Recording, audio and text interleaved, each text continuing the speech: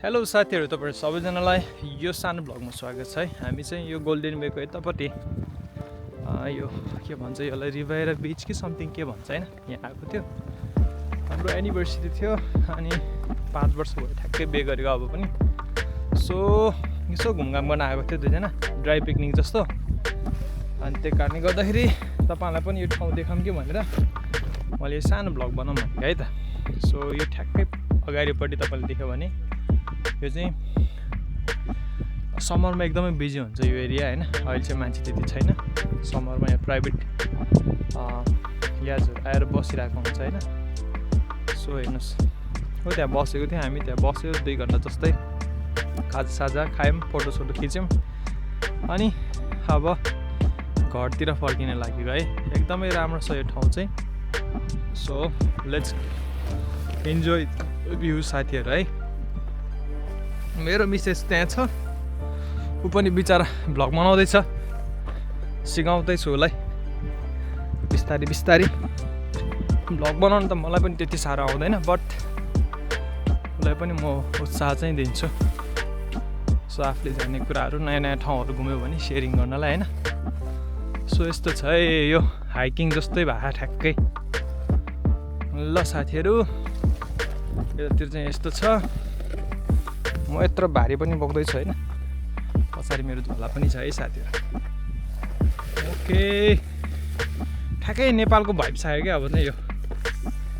यसो देख्दाखेरि चाहिँ नेपालको भाइब आयो। अब पौडी खेलौँ भनेर पनि सोचेको, तर आँट आएन चिसो भएर पौडी चाहिँ। सो हामी हिँड्दैछौँ। ल माथि हेर्नुहोस् त के हो यस्तो। पहिला पनि एकचोटि म आएको थिएँ यहाँ, राम्रो छ यो ठाउँ चाहिँ है। त्यो पहाडी पनि दामी छ। अनि म चाहिँ यतातिर चाहिँ साथीहरू अब हिँड्दैछु। ल ओके, यस्तो छ यो ठाउँ चाहिँ। ल साथी हिँड्दैछ त्यतिर। अनि दुईजनाकै अफ थियो आज, अफ लिएको भनौँ दुईजनाले। सो भेरी भेरी नाइस छ। कस्तो छ त साथी, राम्रो लाग्यो तिमीलाई ठाउँ? ल दामी छ साथीहरू।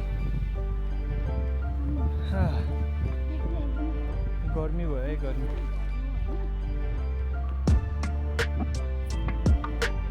गाउँतिर गरी खान नसक्ने मान्छे रहेछ म चाहिँ, थाहा भइसक्यो। यदि हिँड्दा पनि कति गाह्रो भएको मलाई। लु साथीहरू, राम्रो ठाउँ छ। तपाईँहरू पनि यसो हाइकिङ जस्तो गर्नुहुन्छ भने मोस्टली चाहिँ त्यो माथि डाँडातिर, त्यो डाँडा हाइकिङ गर्न सक्नुहुन्छ है त। जुन छ अरू पर्यटकहरू पनि माथि माथि छ। हामी चाहिँ पर्यटक परेन भनौँ न अब चाहिँ। लु जति यता आयो त्यति राम्रो राम्रो देख्दै गएको छ। यस्तो छ है साथीहरू। हामी त्यहाँ तल बसेको थियौँ, निलो समुद्र। लु हिँड साथीहरू। ल त्यो माथितिर चाहिँ यस्तो रहेछ है।